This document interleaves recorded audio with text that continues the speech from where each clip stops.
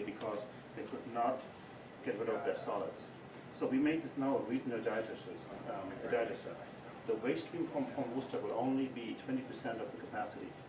We put a 1 megawatt generator here. We put a gas upgrade unit here, inject it into the line, and then put a CNG station in Wooster.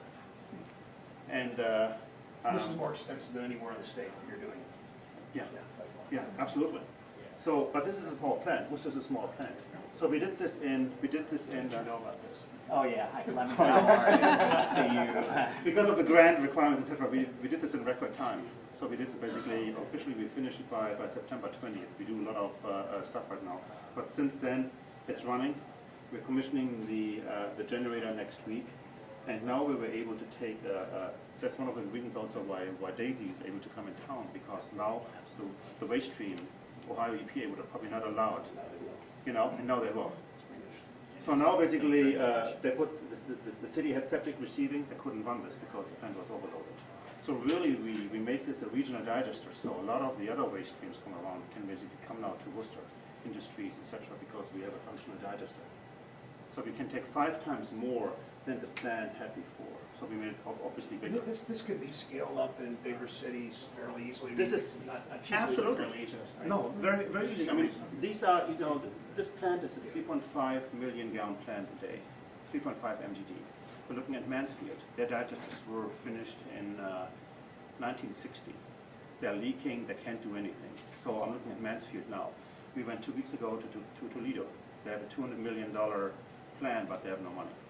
So we basically found private investors, etc., and said, okay, let's privatize the back end of this and make it run. So I'm looking at Toledo. We're looking at almost every wastewater treatment plant, New York, but especially also Ohio.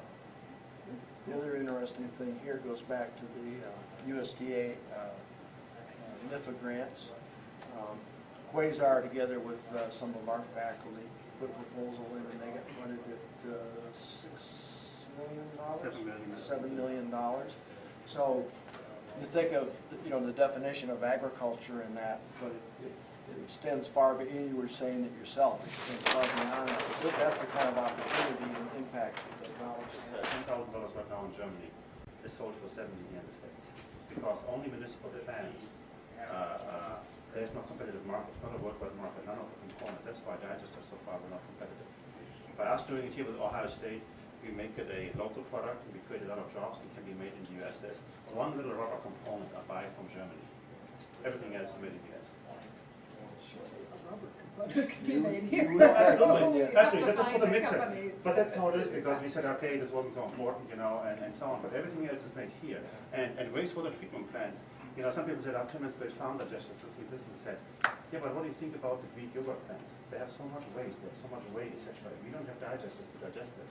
There won't be yogurt, there won't be farms. I mean, wastewater treatment plants can absolutely be a huge support for the whole milk industry. It's controlled environment. Good again. Thanks. Appreciate that. Sorry. Thanks, Clemens. No problem. No, I have a picture.